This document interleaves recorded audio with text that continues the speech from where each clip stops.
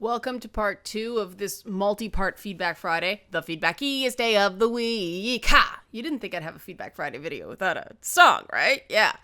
Part 1 was a who's who guide to the kittens. Part 2 picks up with your feedback from my Rogue One thoughts, my comments on Dishonored, and of course, more on Momo Monday. One person came up with an absolutely amazing alternative gaming metaphor that I want to share because it's kind of on point too. It's great. They said they stick with the dating sim affection system method. Sit back, reply only when spoken to, know your target, pick the conversation choice that elicits the most positive response or at least negative. And above all, remember that as much as you want to speak your mind, a fight may not be worth it with people you only see once or twice a year. And they said, then again, with me, it isn't difficult. The full family gets together for me, runs over 20 people, so it's easy to get lost in the background for all but 20 minutes. And I thought that was interesting. The dating sim affection system method. That's a good other way to think about it, because one of the things I try to do, there's this urge I think sometimes to go, well, just this way, or just do this, and you'll get platitudes flung at you like, just don't let it bother you, or go out and meet new people, or make new friends. And the big missing piece, underpants gnomes style, is how these self-help platitudes, these therapy platitudes, are the equivalent of step 1, collect underpants, step 3, profit. Well, what's step 2? And that's what I'm trying to bridge the gap on with Momo Mondays, knowing full well that no single thing works for everyone. And that's why you might even see me talking about different approaches to things on different days in different ways. It's just throwing things out there in a responsible way, hoping it clicks for someone. And the thing about being a stress gap in the family really clicked for a lot of people this week.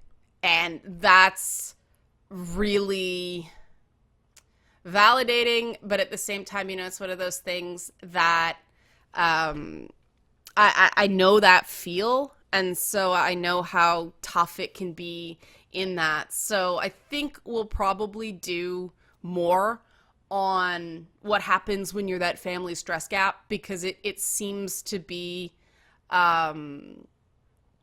it seems to be something that resonated. Also, I think more content for introverts is something that really works based on your feedback. But I'll talk about this in future videos because this is getting too long and I have 2 more videos to do feedback on. Rogue One, I'm going to be really quick on the Rogue One video. Mostly it was a really great conversation and I liked seeing other people's opinions of the movie. It's not important to me whether you like it or whether you don't like it, as long as sort of you share your thoughts, and don't be a jerk about it. But no, guys, no, I was not referring in my admittedly cryptic comments about a scene at the end I didn't like. I was not referring to Vader's badassery. That was awesome. I was referring to the other thing after that I can't put my finger on because it would be a spoiler. But no. I think everything about Vader in Rogue One was definitely a highlight, especially that. That was pretty awesome. So I'm going to move on with that because, again, spoilers. Some people haven't had a chance to see the movie. Yeah, I'm going to move on to the Dishonored 2 thing, because I was actually prepared for more pushback on this than I got so far. It may not have happened yet because these things happen in waves. Part of the reason I like to do sort of a week in review and close it off unless something blows up, because I like to look at the feedback before some outrage warrior group gets a hold of it, because that's the honest feedback. That's the feedback from the people that are actually watching as individuals, not people who have come into it with framing that could impact their viewpoint on it. Unfortunately, especially through things like Reddit, some people see, because you know how you can go so and so, you title the video and then link to the source and then put commentary underneath it. And so people click through it already inclined to be on the warpath or be hypersensitized to certain things that may not have even been the intent of the video. It's going to be one or two lines, and I sort of took the approach on the Dishonored 2 video, and it kind of worked. I think that this, I may have been going about something the wrong way for the right intentions previously. And yes, there was some, I get that it's hard to tell sometimes when someone's joking or being tongue-in-cheek or just saying things because it's a funny line, and I do have that inclination because of my comedy background, but the general rule of thumb for me when I say something's frickin', I'm joking, because I'll either just not use the word at all or I will flat out swear, and I chose to swear in this video just because I really am reaching an enough is enough point at this part. I think it's call for swearing when a game that is allegedly a big step forward for women and inclusion, I find actually is more patriarchal in its world design than a previous game. And man, it was tough to actually figure out what's going on with the Dishonored franchise now, because there is so much lore splattered all over the place. It's become a literary student's nightmare. And this sort of thing is something that we really need to collectively set standards for in terms of review and analysis. I keep going back to the Dumbledore is gay metaphor, because Dumbledore being gay is not in the book. It is not flat out stated in the movie. It is expressed through annoying stereotypes, like him coming out of the bathroom reading a knitting magazine. Somebody's preferences sometimes correlate to their sexual orientation, but there are other people that, you know, people think should be gay or people think should be straight. And what this really is nothing to do with their sexuality and everything to do with their gender expression. So the big literary analytical question regarding Harry Potter is Dumbledore gay just because J.K. Rowling says he is, even though she didn't put that clearly in the books? And that gets into, you know, does George Lucas have the right to go back and do the Star Wars special editions that no one especially liked?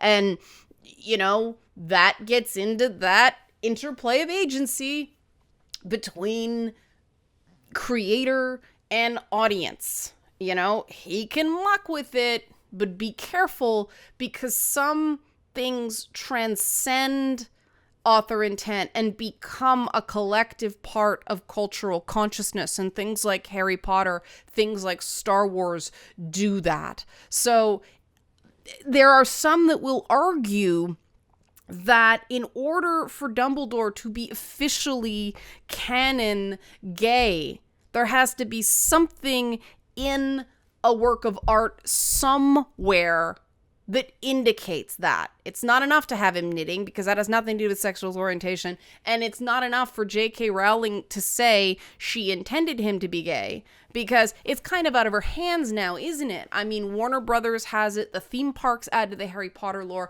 other people are writing and directing stories and making movies and all that stuff. It is a universe with an established canon now, and that very much matters. So there's no right answer here. And this is why it's very important. And when you take, you know, anthropology or sociology or English literature, or history or humanities or whatever, you are given a specific set of rules as about what you're allowed to do and what you're not allowed to do. When you take an interdisciplinary degree like women's studies, the entire purpose of an interdisciplinary approach is you cherry pick. And you have to be very, very, very, very careful what tools you use so that you're not influencing the results through, selection of the type of analysis you use. And because I wasn't in an interdisciplinary program in school, I was in English literature and I took women's studies courses on the side. This drove me crazy because it was a sort of thing where I'd go into my English literature course and be told, absolutely not, you cannot use that Lewis Carroll was a mathematician at an elite British school. That is, some people call it exegesis, although that's a theological term. It's outside the text. We do not allow that. That is a humanities approach. And you go into a humanities course and they're like, yes, it's absolutely relevant that Lewis Carroll was a mathematician at an elite British college because it informed what he was writing about. He was writing about the absurdity of culture that he was surrounded by. And you walk out of these courses going, Jesus, there's no right answers here. Like, all you people are freaking nuts. You're all circle jerking while staring at your navels. Will someone please create something consistent? And this is why I like analyzing games way more than books or movies or anything like that, because somebody is interacting with it. And so if they can figure out what to do and it's fun, you did it right. If they're lost and there isn't, that understanding the intuitiveness between the design and what the player does with it, well, then you did it wrong. And that element of certainty, that element of objectivity is just so glorious based on this background of, I believe that Gone with the Wind was all about chocolate cake. And in the mamby-pamby wannabe intersectional approach of modern academia and postmodern times, you can't tell them they're wrong. So none of it matters at all. What's amazing alongside that certainty is that games are an emerging, developing art form as opposed to a relatively mature one like books or TV or film or something like that. So there's still room for commentary on communication of meaning to the player, especially through gameplay, that developers, are getting unintended results because of the very fact that we're still learning how to do this thing, this interactive storytelling, especially now that it's becoming much more open world and much more nonlinear, and player freedom is going through the roof, and this is all good. The downside to it being all new and shiny is we don't have the standards that more established art forms, genres, modes of analysis do. Because under the current paradigm in games analysis, people cherry pick. People decide to invoke author intent when it's convenient for them, and they choose to ignore it when it's inconvenient for them. And, this idea that women don't dress themselves because they're fictional characters. Well, that's breaking the fourth wall, and it's lazy. So we'll have that element of, authorial intent matters or designer intent matters, but then in the next breath, that it doesn't matter that the designers of Final Fantasy 15 intended Cindy to be, dynamic and outgoing, and that's what her outfit is designed to represent, because some so-called feminist analyst thinks she looks like a slut. And there's no standardization, and so we have this mess. You can't apply one set of metrics to something to get the result you want. And then when you don't like the result on another example, you use another completely different set of tools that's biasing your results. That's horribly unscientific. And this is the form of video game feminist analysis that a lot of people have been exposed to. And gee, guess what? They don't like it very much because it's completely inconsistent. So where do I find balance in my particular analysis? How do I come at this, and how do I, obviously think is the right way to do it, for lack of a better term? Well, I think that you should research intent. You should look into, if you have access to it, what the developers intended in a given design decision. I don't think that biases you. I think that informs you if you know what you're doing. But you do have the right as an analyst to say, I think they missed the mark, or I think it worked, depending on, what your opinion is. Regarding this idea of women don't dress themselves, no, you have to maintain the fictional reality of the world out of both respect to the designers that worked really hard and spent years of their life making this game, but you also have to realize that the minute you start doing that, well, nothing matters. The car they drive doesn't matter. The weapon they use doesn't matter. Whatever they do, whatever choice, somebody made it for them. And if you deny the character any agency in your analysis, you're going to be running down some dead ends. Because all those creative decisions are designed to convey meaning to a player. And if you're not factoring them in, if you're just going, oh, well, that was some man that put her in that outfit, instead of trying to figure out why this character might dress that way, you're losing a layer of communication. And sometimes there is no good answer. Sometimes a developer just does something because they like that. And it's fine to comment if there's a disconnect in something. It's fine to comment that something didn't work for you or something didn't make sense to you. Like the smoky Emily eyeshadow in Dishonored 2 that I pointed out. That is a different conversation than saying that Emily didn't apply that eyeshadow on her own. Because I'm not denying that some women would wear heavy makeup to go out and climb around buildings. Look at Catwoman, right?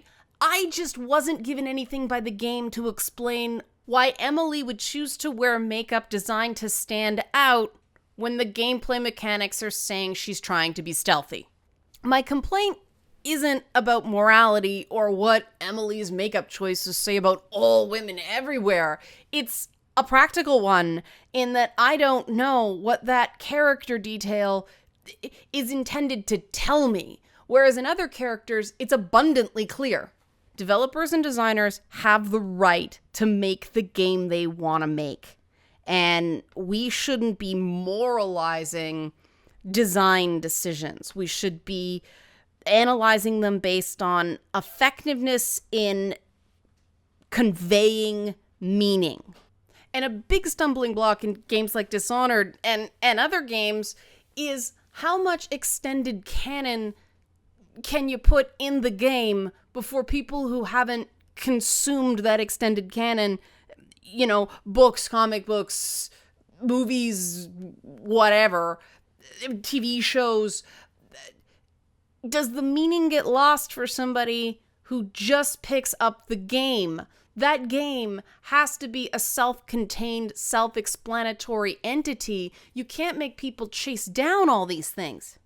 And there's a very practical reason for why you can't, because people won't. If something doesn't make sense to them, they won't buy another one. If you need to play the DLC to understand the next game, then people just won't buy the next game because they didn't buy the DLC for a reason. Either they didn't enjoy the first game enough, they didn't have the money, or they didn't have the time. And respecting players' time and respecting players' money are two fundamentals of running a successful modern game company. I don't care if you're AAA or indie, people want their money's worth, and people want it to feel like fun instead of work.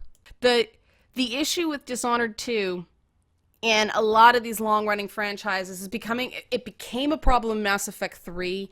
It's becoming issues in a lot of these long-running franchises that have spin-off novels, comic books, things like this, is they rely too heavily on extended canon. And so people who have not read absolutely everything are left behind. And I think that's elitist as anything. I mean, geez, Halo 5 had Spartan Locke's origin story in a television miniseries or a streaming miniseries or whatever. I mean, if you want us to care about a character in the game, give us elements of his backstory in the game. Don't leave it for something else that we have to hunt down. Make us care right there. Not everybody has access to these things. When you start putting content on premium services, then you shouldn't be then tying it in. I'm good with, the Star Wars story format, where you tell a story in that universe. It's in the universe. It has nothing to do with anything else. It's a big world. You can tell a story that doesn't connect to the main game plot. And I wish they'd do that. I wish the book series, you can have little tie-ins, but they're their own thing. And, the comics, they have their tie-ins, but it's its own thing. And I find the Dragon Age stuff was doing that well up until Dragon Age Inquisition. And then it started to get super messy. I mean, I also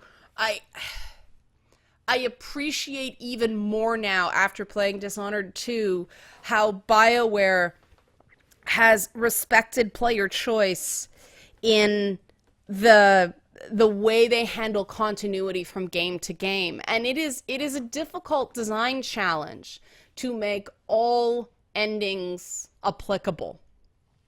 And then allow new players to jump in and have a valid experience. I mean, that's the problem with games that are, the number 3. You assume it's an ending of an arc. And, I had a friend who started with Mass Effect 3, and she's like, it was really boring. I couldn't get into it. And she's somebody who loves stories. But yeah, because it was all ending. If I hadn't played if I hadn't played Mass Effect 2, I probably wouldn't have liked Mass Effect 3 either. But, Dragon Age did a pretty good job because every game was a different protagonist. And Inquisition kind of broke that. And it wasn't their fault. It was the fact that EA jammed them up on delivery schedules, so they had to crunch the development period for Dragon Age 2, and so some of Dragon Age 2 ended up in Inquisition, and apparently it's bunged up the series for games to come. But I do think the company should be giving credit for respecting endings and not having this canon ending. I mean, Dishonored, the great thing about Dishonored, the original, is you felt like you really had an influence on the world, like how one guy with a mask and a sword can change things. And after they threw that all out from the first game to the second game and have created this canon this canon ending, a lot of the choices rang hollow to me. And I know people will probably be saying, well, why didn't you talk about this? Well, because the purpose of the video was gender in Dishonored 2. So I wanted to do a really quick mini review to establish sort of where I was coming from in terms of my response to the game. Because that's important. Context is important. It's like declaring a bias, right? It is declaring a bias. If you don't like a game, you're going to be less inclined to be positive on the characters. And if you really like a game, you're more inclined to forgive certain things that other people may have real issues with. It's important to do. It's important to establish your point of view. But there were things that I originally had talked about in terms of an overall impression of the game that I cut out. And some people brought it up in the comments, and that's why I'm talking about it now. One was certainly, and I referenced it briefly in the fact that I didn't feel like they've modernized first-person stealth mechanics. I didn't say first-person, but modernized first-person stealth mechanics in any meaningful way. And I didn't see the point from a gameplay perspective of... If the gameplay had been really revolutionary, like a really huge innovation, I wouldn't care that the story wasn't very good. And again, it wasn't bad. It just wasn't very good. It felt very borrowed. And if the story had been mind-blowingly incredible from an interactive perspective, I would have been fine like that. Like the original Dragon Age. The graphics weren't that great. The combat was but the story was amazing, and the video game aspect of that was your ability to really feel like you were a hero in you know, a paradigm shifting way, and you got to kill some monsters along the way. I didn't feel like Dishonored 2 did either, and I would have liked to get into that more, but the video would have been an hour long, and I'm very conscious of the constant feedback I get that I need to keep them 20 minutes ish or less, and go further at your own peril. I go longer on Feedback Friday because I am responding to 3 videos every week. They were even longer when I had to do 4. But yeah, I could probably talk for a good half hour alone about that kind of elements, and there's going to be a forum in my year-end recap for that, so there will be more. But the people who are commenting on this stuff, I very much agree with your comments on the actual mechanics of the game, and it is really difficult. I have discovered what a challenge it is to actually get into that sort of stuff. And now I don't know where to go, because let's do the question and then I'll go long. And if people want to stop listening now, you can. But I will touch on one more thing after this, but it's at the half-hour mark and I want to respect people's time. Is a more in-depth look at actual gameplay mechanics something you guys are interested in? It means I won't be able to do it when a game first comes out because there are too many restrictions on embargoes, and there's a certain amount of do-si-do you need to do with the game publishers. But is a really inside baseball approach to this something people would be interested in? And perhaps is this something that could be offered as part of a premium service, that it is much more technical and therefore something that people would be willing to pay a small amount of money for? Because I know based on experience that there is just not the general interest for this sort of thing. But if there is a core group of people who are intensely interested in this and are willing to help fund it, it's something I'm willing to do because it's something I'm interested in as well. So let me know about that. Now I want to go on to the Tracer thing and the big revelation